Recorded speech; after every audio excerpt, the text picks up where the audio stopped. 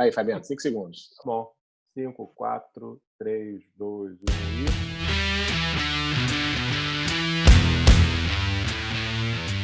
Fala, galera. Fabiano Luzes. Marcos Dias.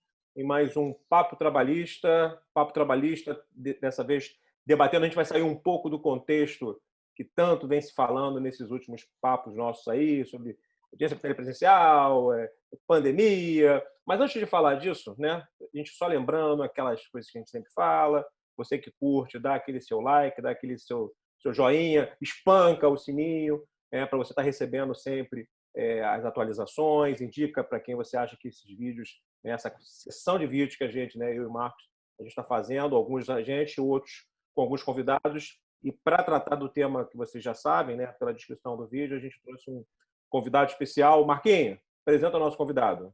Pô, muito especial, né? Poxa, dispensa apresentações, um dos grandes advogados trabalhistas que nós temos aqui, né, no Rio de Janeiro e até no Brasil, inclusive de uma família, né? Uma família que presta muitos serviços à Justiça do Trabalho, né? Primeiro conheci o pai, né, Dr. Roberto Gago, perito, advogado, né? E nós temos o irmão dele, que é juiz, o outro irmão que é perito na Justiça do Trabalho, e ele que foi para o caminho da advocacia. Então, para a gente, Fabiano, no Papo Trabalhista, é um grande prazer receber o nosso querido amigo, doutor Luciano Gago. Tudo bom, querido? Como é que você está? Tudo bem, Marcos? Tudo bem, Fabiano? Prazer enorme estar aqui com vocês, ter essa oportunidade de aprender, que é sempre bom, e tentar ver se eu consigo dar um olhar mais prático do advogado, né? Porque eu outro dia, vendo uma posse de um desembargador nosso aqui no nosso TRT, ele disse o seguinte: olha, eu não sou um estudioso, eu sou um operador, eu sou um executor. É mais ou menos assim que eu me sinto. Eu sou mais ou menos um executor do direito do trabalho, um operador. Eu tento ter um olhar prático e voltado também muito para a estratégia do processo e o interesse do cliente, o que é uma visão um pouco diferente do juiz, né? O juiz tem uma visão de presidir o processo, de direcionar, e nós temos uma intenção de encaminhar o processo de acordo com uma tese que a gente possa trazer e ser favorável. Então, se perguntar a minha opinião sobre um assunto, eu digo depende, né? Em todos os casos. Depende do cliente que eu estou, né, assistindo, depende do caso. É óbvio que a gente tem os nossos sentimentos, as nossas percepções, mas a gente tem um olhar diferenciado, né, da estratégia do processo. Muito obrigado pelo convite, dois grandes juízes.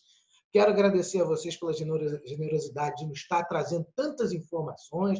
Acompanho o Papo Trabalhista sempre. Ontem eu assisti, venho assistindo todos os dias, é um barato. Se tornou até um hábito. Às vezes eu atraso a saída. Eu tenho vindo ao escritório, trabalhado sozinho, mesmo nessa pandemia, por conta de um volume de trabalho muito grande. Acho que é curioso notar isso. A produtividade realmente da justiça está intensa, mas eu tenho vindo e tenho colocado o carro na volta, eu venho escutando vocês dois. Tem sido companhia. Que legal, pô, em ótima companhia. Querido, olha, nossa, o Marcos só quebra um galho para mim, porque o Matheus vai brigar comigo falar do Instagram. Fala você. Não falei, não. Esqueci. Não. Então, gente, olha só. Nós temos um Instagram lá, que é o @Papo Trabalhista Oficial, né? Com muitas lives, a gente faz lá várias lives, muita informação, né? Produzindo, a gente tem decisão, colocamos decisões, colocamos comentários, colocamos lives, está tudo lá para você, dentro dessa proposta de construir o entendimento, né? É claro que o Luciano falou, poxa, eu sou advogado, né? Tem essa função mais de ser operador, né? De um agente do direito, mas isso é muito importante, porque a magistratura é responsável por aquela parte estática, estabilizada do direito, né? Exatamente. Agora, quem é responsável por aquela parte do progresso, né? Da progressão, do caminhar de uma ruptura, até mesmo de entendimentos e a adequação do direito, são os advogados, né? Por isso que nós também trazemos muitos advogados, Luciano, para essa perspectiva que você colocou, desse diálogo, esse debate, né, Fabiano? Esse debate, essa interação. Eu gosto, Marcos, quando eu estou em aula, isso que o Luciano falou é muito importante, porque existe uma tendência natural, principalmente dos advogados mais novos, de se colocarem numa situação de inferioridade. E aí eu não estou falando de inferioridade no sentido estático de uma sala de audiência, porque a mesa fica embaixo. Isso é um rito formal, né, e que acontece em vários lugares. Mas, e até normal, diga-se de passagem, em outros lugares do mundo, você vê vídeos dos Estados Unidos, França, Portugal, tal. Isso é bobagem. Mas o que mais me importa é se colocar numa inferioridade de conhecimento. E isso é uma coisa que a gente está aqui o tempo inteiro defendendo que isso não existe. O Luciano foi muito feliz por conta de tratar disso, de começar falando disso, que não era nem objeto do nosso papo, mas toda a jurisprudência, toda a consolidação de pensamentos que hoje se pacificam em alguma, seja numa súmula ou seja numa tese, que a gente vai debater, inclusive, é objeto do nosso papo hoje, nascem de uma construção trazida por um advogado. Então, exatamente, o advogado, a magistratura como um todo, ela tem uma função estática e recebe algo inicialmente pensado para a cabeça de advogados brilhantes, como o Luciano e como outros tantos que têm, né, que abrilhantam a justiça do trabalho, seja no Rio de Janeiro, seja no Brasil, para tratar de assuntos como que a gente vai conversar hoje, que é uma decisão fantástica, fantástica no sentido de trazer vários debates interessantes, né, Marcos? Não, e é como o Luciano disse, o Poder Judiciário está trabalhando, né? E quem está trabalhando muito? O Supremo Tribunal Federal, né? Tem várias decisões, e muitas decisões trabalhistas, né, Fabiano? Impressionante. Nossa ideia, inclusive, comentando essas decisões ao longo dos nossos papos trabalhistas, porque elas vão ter muita repercussão, né? E a gente primeiro quer conversar, Luciano, e pedir a sua opinião sobre o tema 679 de repercussão geral, do recurso extraordinário 607.447, né, 607.447, que foi julgado, né, recentemente no Supremo Tribunal Federal. Nós tivemos uma maioria apertada, né, foi 5-4, pela tese que acabou redigida, né? Vou ler rapidamente aqui, só para dar o pano de fundo para os nossos amigos, né? Surge incompatível com a Constituição Federal exigência de depósito prévio como condição de admissibilidade do recurso extraordinário, no que, não recepcionada a previsão constante do parágrafo 1º do artigo 899 da CLT, sendo inconstitucional a contida na cabeça do artigo 40 da Lei 8.177 de 91 e, por arrastamento, no inciso 2 da Instrução Normativa 3 de 93 do TST. Tá? Essa é a tese, né, que acabou firmada nesse recurso extraordinário com repercussão geral e que vai vincular todos os juízes, desembargadores, trabalhistas em todo o Brasil. Tá? Mas, Luciano, já mandando para você, que você hoje é a estrela que vai brilhar, né, o nosso, né, Gabigol aqui, o craque. Né? Por que não, Fabiano? Não, começa não. Tá bom, então, Gabigol não. O nosso Bruno Henrique, hoje atacante de seleção, top master. Né? Então, a grande questão, Luciano, e já começam os debates, né, em todo o Brasil, já começam os debates sobre a verdadeira extensão dessa decisão. Na sua visão, essa decisão pode alcançar todos os recursos trabalhistas, independentemente da fase recursal que nós nos encontremos, ou é adstrita ao recurso extraordinário? Bem, como eu disse no início, depende. Depende do posicionamento do cliente. Se for um cliente que está precisando alongar um processo e criar uma tese constitucional para levar o processo até o Supremo, está aí. Já tem aí a possibilidade. Bem, lendo a decisão, né, numa análise bem ainda superficial, não tem o voto, não tem o acordo, a gente percebe que é uma intenção do Supremo ela restringir a decisão dele por recurso extraordinário. Percebe-se isso. Porque, agora, chama a atenção de que ele diz o seguinte: não se pode impor obstáculo em questões constitucionais. E se eu estiver debatendo uma questão de natureza constitucional, ainda na fase de um recurso ordinário, quer dizer, muito embora a gente perceba a decisão do Supremo, e ela é expressa em dizer que é extraordinário, ela culmina com um fundamento que é o acesso à justiça. Né? E entende que a garantia de um depósito de natureza de garantia, às vezes até esse depósito de garantia, ele muitas vezes ele pode ser duplo, você pode ter a garantia num depósito recursal e a garantia numa execução provisória, e aí você pode ter até um excesso de garantia num processo só, né? Mas essa percepção de garantia, e ela é uma percepção de garantia, muito embora seja um pressuposto recursal, porque o TST, algumas vezes, olha que curioso até, o TRT, em várias vezes, já declarou deserto recurso sem o depósito recursal e a obrigação de fazer. ou numa obrigação declaratória com imposição de multa, por exemplo. E o TST, muitas vezes, já reviu. Tem até uma decisão de 2017 dizendo, não, olha, uma obrigação de fazer não tem condições de ter um depósito recursal, o que dá a mesma natureza de garantia da execução. E aí o Supremo diz, não, nós temos aqui, por uma questão constitucional tão nobre, tão relevante, tão importante, nós não podemos botar qualquer trava. Então, por isso, eu vi, outro dia vi uma live do professor Felipe Bernardes, que ele estava dizendo chateado, achou que era um desprestígio para a Justiça do Trabalho tirar essa possibilidade do depósito recursal no recurso extraordinário. Eu vejo de um modo contrário. Eu vejo que é um prestígio deixar tão aberto, sem trava nenhuma, a possibilidade do Supremo poder decidir. Agora, essa questão, será que ela se espraia para todos os recursos? Eu, particularmente, entendo que não, mas eu certamente vou arguir que pode em alguns momentos. Né? Mas eu, particularmente, entendo que não, porque se for partir de acesso à justiça, nós talvez teríamos que tirar todas as travas, até as custas de entrada no processo civil. Teve um caso na Inglaterra, coisa de 2 anos, que se discutiu, houve um aumento do valor das taxas judiciárias em valor excessivo, né? E o julgador, na ocasião, ele trouxe dados concretos para dizer o quanto aquelas custas impediam, de fato, o acesso à justiça. Os números mostrou que houve, de fato, uma queda substancial pelo aumento das custas. E isso revelou que, de fato, numa análise concreta da coisa, houve uma redução. Mas, curiosamente, os recursos extraordinários que se chegam no Supremo é uma minoria muito grande. É uma minoria muito grande. Então, eu não sei até que ponto, de fato, a exclusão desse depósito recursal seria realmente o ponto determinante. O que vocês acham? Fabiano? Vamos lá, sobrou para mim a divergência. Deixa eu chamar. Não, deixa eu abrir o voto divergente. O que acontece? Ontem a gente teve, né, claro, baseado no dia que a gente está fazendo a gravação desse papo, né? Ontem nós tivemos uma live tratando desse assunto, né, Luciano? Então, conversamos um pouco e depois de ontem, né, e a gente vendo as manifestações, depois eu até vou colocar uma manifestação de Roberto, o que o Roberto colocou para mim, e botou uma saia justa, não sei se você viu. Ele me botou uma saia justa, eu vou tocar nesse assunto também.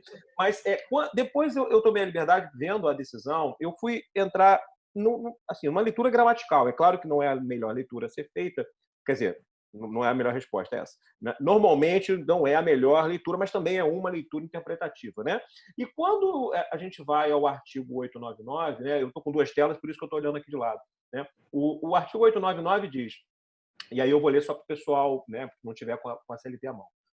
Parágrafo 1º. Sendo a condenação no valor de até 10 salários, nos dissídios individuais, só será admitido o recurso inclusive extraordinário. Não tem vírgula. Né? Então, a gente já deixa aquela discussão eterna que a gente tem interpretativa de quando tem vírgula e quando não tem. Se quisesse estreitar ao extraordinário, a gente teria uma vírgula ali dizendo o recurso inclusive extraordinário. Me parece, como ele está numa frase só, me parece que é um contexto mais amplo, todo e qualquer recurso. Quando a gente vai ao artigo 8177, que também foi apreciado, ele na cabeça, né, que é o objeto, vem dizendo depósito recursal de que trata o 899. Nos casos de interposição de recurso ordinário, em se tratando de recurso de revista, embargo de infringente e recursos extraordinários. Então, ele tem, além do recurso extraordinário, todos os demais. E a decisão do Supremo é da inconstitucionalidade de toda a cabeça do artigo 40 da 8177. Na instrução normativa do TST. Instrução normativa, para quem não sabe, de repente não pode não ter lido, 03 de 93, inciso 2. Nos processos de conhecimento dos dissídios individuais, o valor do depósito é limitado o valor é atualizado todo ano pelo TST, né? Ou o novo valor corrigido para, novamente, recurso ordinário e, na sequência, o outro valor para o recurso de revista. E também embargos e extraordinário para o Supremo. Então, assim, me parece, numa leitura gramatical de todos esses, aí só na leitura gramatical, que o objetivo, por mais que esteja ali estrito a palavra recurso extraordinário, que foi o objeto da discussão, me parece que a interpretação dada na ratio decidente me permite seja pela decisão de inconstitucionalidade desses dispositivos, seja pela perspectiva do acesso à justiça, viabilizar que se adeque a outros recursos. E mais, assim, e aí eu vou devolver a pergunta. A gente tem, dentro da própria CLT, no artigo 899, a possibilidade de execução provisória, até, inclusive, a satisfação. Nada me impede de ter um processo autônomo para garantir, eventualmente, a execução, caso haja risco, baseado, é claro, em todas as premissas da execução provisória. Aí eu devolvo para ti. E aí estou sujeito a chuvas e trovoadas. Eu ainda percebo que que você tenha feito essa inteligente interpretação. A ratio de toda a decisão, ela vai direcionando a questão do recurso extraordinário, ela vai nesse caminho. Ela deságua, ele quis dizer isso. Eu vi num papo trabalhista de terça que o Marcos fez uma observação inteligente. Interessante. A optimização de hoje pode ser a regra de amanhã, de fato. Exato. Né? Isso eu achei bem colocado, porque ele diz, mas esses argumentos de acesso à justiça, da extensão do impedimento, ele não é a ideia mesmo, é não restringir o recurso extraordinário em matéria constitucional. É óbvio que na decisão, pode ser que venha no acordo, ele especifique que deixe, tanto do artigo 40, ele está se referindo apenas ao extraordinário. Sim. Ele pode dizer, e também do 899, ele está dizendo, olha, só é inconstitucional no que diz respeito, no que tange ao extraordinário. Não sei se o Supremo se sentia incomodado também de uma legislação trabalhista vir definir a possibilidade, o requisito do pressuposto que cabe a ele, Supremo, decidir. Muito embora há uma análise da admissibilidade no TST, mas a percepção ela pode ser superada pelo... Então, ele diz, olha, aqui, nessa corte aqui, o pressuposto é meu. Então, mas a abrangência é essa mesmo, é de abrir muito a possibilidade de não criar nenhum entrave para a questão constitucional. Essa é a minha forma de colocar. Me parece que eu estou acompanhado pelo Marcos, né? Não, perfeitamente. Concordo. Eu de falo, assim, a gente tem que fazer uma distinção, na minha opinião. Uma coisa é a aplicação do precedente. Pegar esse precedente e aplicar. O precedente agora vincula você, doutor Marcos. Eu acho que isso não é possível, porque, em primeiro lugar, você só pode aplicar um precedente de duas maneiras, né? Primeiro, pegar a ratio decidente e aplicar. Ou direta, e não é o caso. Se eu pegar um recurso ordinário, por exemplo, pegar um recurso de revista e querer atrair um precedente que fala de recurso extraordinário para o Supremo, não cabe aplicação direta porque não tem uma similaridade relevante. Como também, para mim, não dá para aplicar o precedente na chamada aplicação por similaridade analógica, né? Analogical reasons, né? Que seria, olha, é a mesma razão. Também entendo que não, porque ele está falando de um recurso específico, que é o recurso extraordinário. E aí, a gente, quando olha que diante dos recursos, que a gente tem um princípio, que é aquele princípio da tipicidade, né? Os princípios são aqueles previstos em lei, você não pode sair inventando recurso, cada recurso em sua singularidade. Eu acho que não dá para aplicar o precedente. Vejam bem o que eu estou dizendo, tá? O precedente, se invocar, eu vou dizer, fazer os distingos. Não, ali é recurso extraordinário. Mas, por outro lado, reconheço, tá? E só a publicação do acórdão vai trazer isso para a gente ver direitinho, né? Inclusive os debates, porque eu desconfio, tá, que houve 4 votos foram contrários a essa inconstitucionalidade justamente por isso. Né? Você vê que a Rosa Weber, por exemplo, estava num dos votos divergentes, ela ficou vencida. Provavelmente porque já se antevia que esse tipo de argumentação poderia ser trazido para os recursos ordinários. Aí eu falo, uma coisa é querer aplicar o precedente, que eu acho que não cabe. Eu não estou vinculado ao precedente, porque o precedente está falando de recurso extraordinário. Mas, o Luciano colocou muito bem, o Fabiano colocou muito bem, se o fundamento é o acesso à justiça, veja, por que não usar a mesma obter dictum, né, os mesmos fundamentos de decisão, as mesmas argumentações, né, se não centrais ou circunstanciais, para dizer, por exemplo, que o recurso ordinário que trata de matéria constitucional, ou um recurso de revista, pior, porque o recurso de revista tem previsão lá no 896C, né, violação direta da Constituição, é um dos motivos para você entrar no recurso de revista. Por que a mesma lógica não pode ser usada para um recurso de revista em matéria constitucional? Mas aí no campo da argumentação. Eu acredito que isso vai ser muito discutido nos próximos tempos, nos próximos dias, sob a égide do acesso à justiça. Eu, na verdade, entendo, eu vou continuar dizendo que continuo vendo só para o recurso extraordinário, por conta da lógica do processo do trabalho, de ser um processo que exige, o Fabiano falou em execução provisória, é uma saída, eu concordo, mas a ideia de você ter esse depósito antecipado é uma ideia, você vê que os recursos trabalhistas ele tem literalmente a metade do prazo dos recursos cíveis, né? Então, lá eles unificaram em 15, nós somos 8, né? Porque não dava para ter 7,5. Então, por isso que são 8. Então, é uma lógica de mais celeridade, de você desincentivar recursos. Olha, e ao mesmo tempo não temos honorários recursais. Quer dizer, se você tirar um depósito recursal, não tendo honorários recursais que existem no cível, assim, o incentivo à litigiosidade vai ser muito grande, né? Mas, enfim, eu não vou deixar, não estou falando muito, esse é um tema muito sensível, está tendo muita polêmica, mas, em princípio, Fabiano, eu acho que a argumentação pode ser feita. Nós vamos ter que enfrentar no acesso à justiça dentro da história de trabalho. Agora, aplicar o precedente, que eu acho que é impossível, nem mesmo analogicamente, não dá para aplicar o precedente, não tem fundamento, não tem similaridade relevante, né? Porque um é recurso ordinário, o outro é recurso de revista, é recurso ordinário, é agravo de instrumento, são recursos diferenciados. Mas é óbvio que advogados como o Luciano, né, preparados, né, os nossos lá que nos assistem no Papo Trabalhista, né, Fabiano? Vão estar engatilhados. Claro. Vai ter, tem caminho. Se fosse advogado, já estava pronto. É interessante, Marco, eu falei que ia comentar sobre a pergunta do meu querido amigo, se estiver vendo a gente também em algum momento, um abraço para o Roberto Gago. O Roberto me pergunta ontem se eu, como advogado, se eu arriscaria a não fazer o depósito recursal. Eu falei na hora, nunca, não sou louco, óbvio que eu não sou maluco. Né? E aí a gente riu na hora, porque assim, uma coisa é a forma da gente interpretar. É claro que essa interpretação ela não pode ser feita de uma forma assodada, trazendo riscos ao cliente. Eu não sou advogado, né? Já fui um dia na vida, mas o Luciano pode falar talvez muito melhor do que a gente. Agora, isso não impede, no meu ponto de vista, que eu faça, cumpra o requisito do preparo, né, através do depósito recursal, mas me peça, talvez, como uma preliminar, inclusive do recurso, da devolução baseada nesse raciocínio. E eu vou trazer um dado mais, Luciano, e devolvo para ti, porque nós temos uma decisão do Supremo em matéria administrativa, tá? Que é a súmula vinculante 21, constitucional a exigência de depósito ou arrolamento prévio de dinheiro ou bens para admissibilidade de recurso ordinário. Perceba que assim, é o mesmo racional da tese que a gente está agora, só que é uma súmula vinculante administrativa, não para fins de recurso judicial. Mas é só uma pitada aí na questão. Eu, Fabiano, se fosse advogado, não tenho a menor dúvida.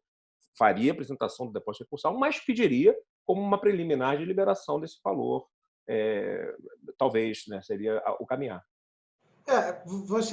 Essa súmula vinculante, eu me lembrei também, vinha hoje para cá, me lembrei dela. De fato, a lógica é a mesma.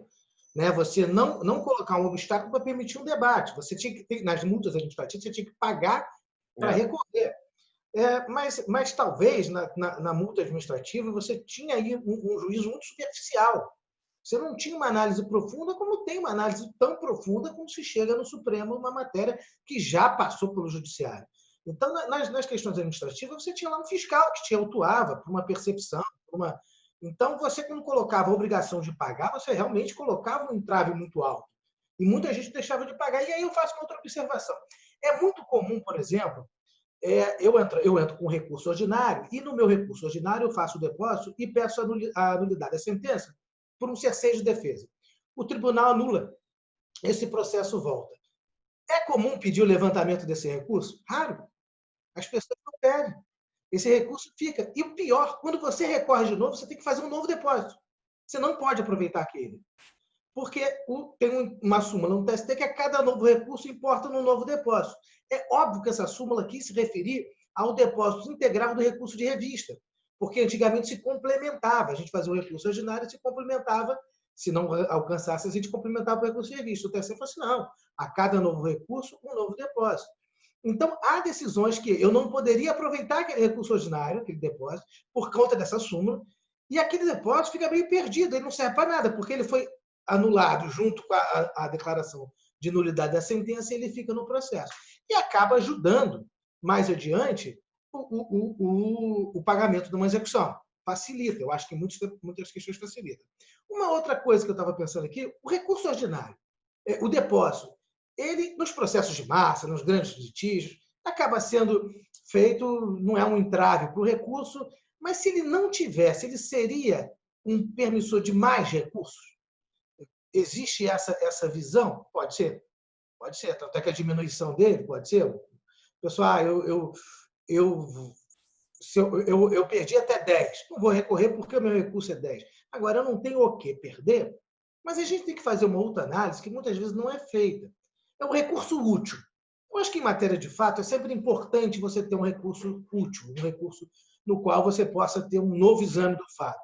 Mas quando vai para o TST, onde se demora mais, que os tribunais regionais estão muito rápidos, você tem que avaliar o custo disso, o custo desse recurso, porque os juros de mora, principalmente com a queda da MP 905, ele pode importar um custo maior para o devedor do que o pagamento do depósito recursal e até mesmo essa perspectiva. Até ouvi outro dia um advogado de Brasília que diz que o coronavírus não chega no TST porque no TST não passa nada pela súmula 126, que é a súmula da revisão de Verdade. Então, você tem uma dificuldade de admissibilidade de um recurso de revista extraordinário, muito maior. Quantos recursos extraordinários, numa perspectiva, acabam sendo admitidos? Né? Passam sendo conhecidos. Muitas vezes a gente vai empurrando o processo numa estratégia até do cliente se organizar. Eu faço muito ainda sobre depósito. Quando eu sinto que caiu numa turma que o precedente eu já sei que é ruim, pelas decisões, eu já viro para o meu cliente e falo assim, olha, eu já fiz a conta, vai dar 150 mil. Vai depositando aí 5 num depósito judicial solto, que quando chegar em 10 meses nós já temos 50, a gente propõe um acordo junto com o depósito recursal. Então, quer dizer, você tem uma utilidade nisso tudo.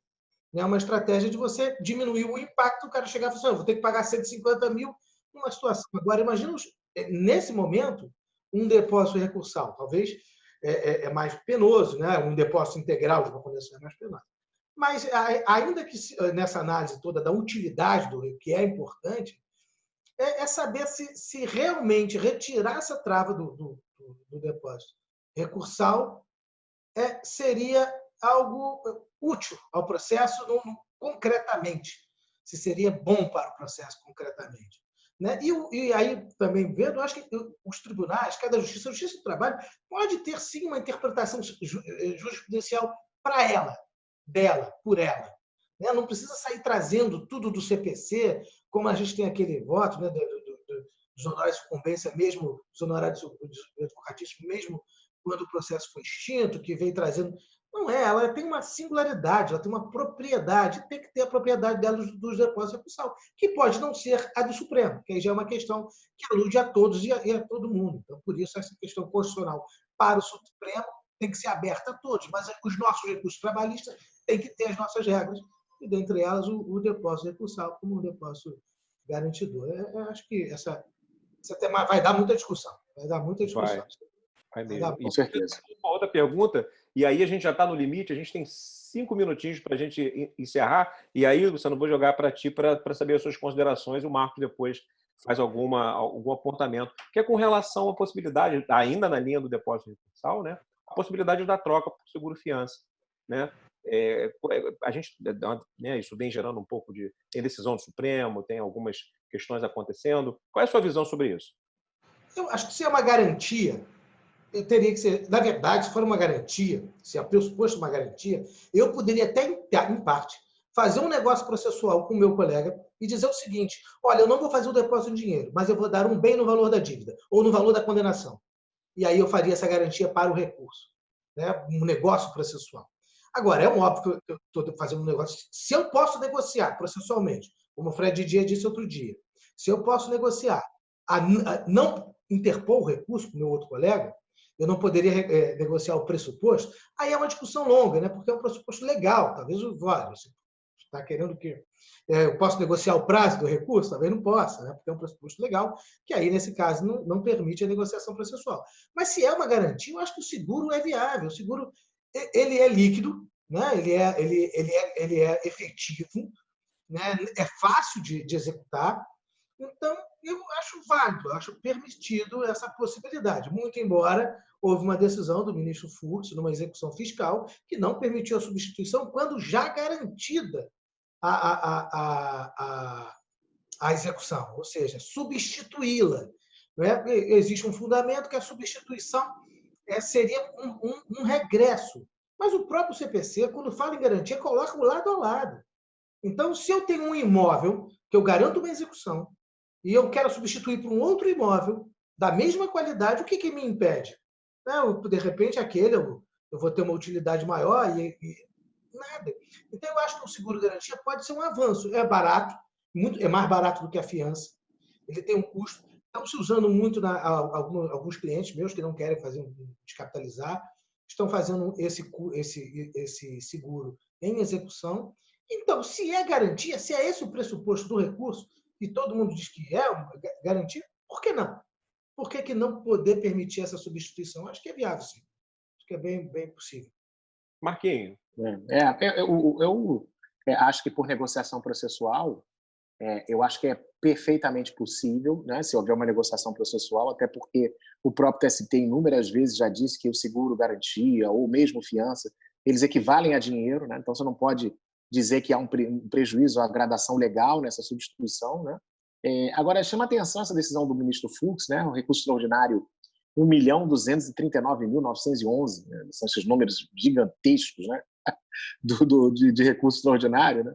Eu até vi o professor Alexandre Flecha dizendo assim, olha, que bom agora que a gente bota o tema tal, melhor que falar recurso 1 milhão, que agora a gente fala o tema tal, né? Esse aqui não foi reflexão geral, mas foi interessante, porque é um precedente muito legal sobre a possibilidade, sobre a questão de você não substituir em favor da fazenda, né?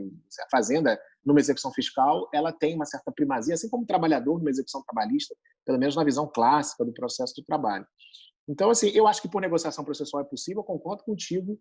Agora, confesso a você que numa execução minha ia ser difícil. Eu aceitaria se a empresa mostrasse que ela está em situações financeiras ruins. Só para completar, que o nosso tempo está acabando, a ministra Assucete Magalhães, no recurso especial 1.805.157, ela também negou essa substituição com esse fundamento. Olha, que era até um banco queria, não era o caso do recurso ordinário, um banco queria fazer a substituição. Ela diz, olha, para substituir, a empresa tem que mostrar que tem situação financeira ruim, que está numa situação financeira econômica lastimável, aí eu aceitaria, eu substituiria. Não sei você, Fabiana. Agora, numa situação, um banco, por exemplo, não vou dizer o que eu não. Eu aceitaria, Marcos, em qualquer situação. Eu não aceitaria. Nesse caso, eu vou concordar em gênero, número e grau com você, até porque... Eu acho que tem que ter um fundamento. Não, eu quero substituir porque eu quero. Não, então, mas olha que coisa interessante. Se eu sou uma empresa solvente, né, sem citar nomes de empresas, o seguro fiança é uma coisa muito mais barata do que ele ficar com dinheiro imobilizado. E não há risco de insolvência, porque, como o senhor falou, aquilo é auto-executável, né? Então, assim, não há prejuízo, não é uma interpretação e não há norma impédios a parte que vem a executar, porque aquele valor está garantido por uma instituição financeira.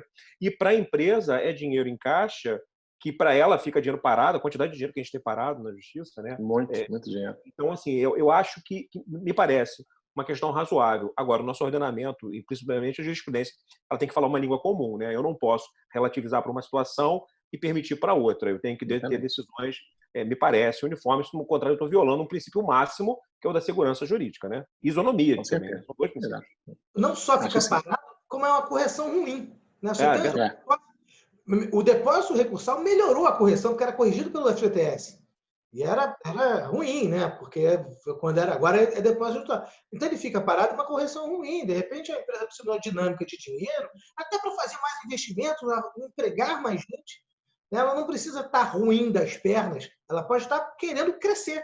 E eu falo assim, vou meter 1 milhão aqui, vou empregar. Aí de repente o doutor Marcos fala assim, não, mas vai ter que provar que vai empregar todo mundo.